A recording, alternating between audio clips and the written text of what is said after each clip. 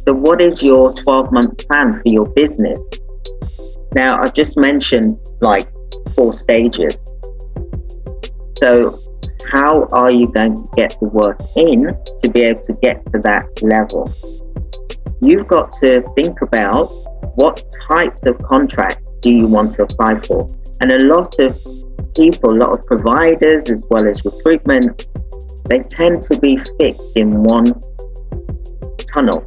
For example, like recruiters are recruitment care agencies and stuff with just getting nurses, healthcare workers into care homes and NHS hospitals, and then that's it. That's as far as they grow to.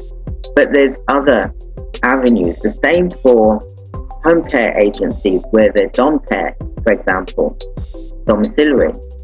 They're just focused purely on domiciliary.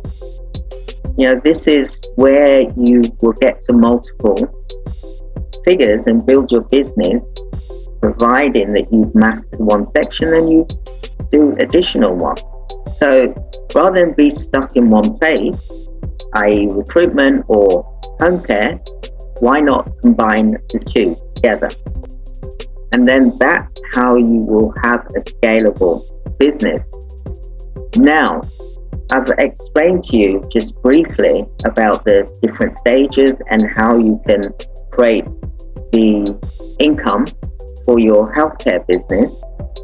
But there's also different types of contracts, different types of organizations that you want to contract with.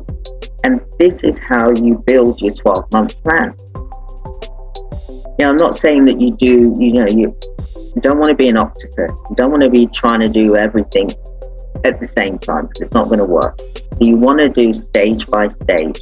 Okay, you want to do month by month. So month 1, care home, for example.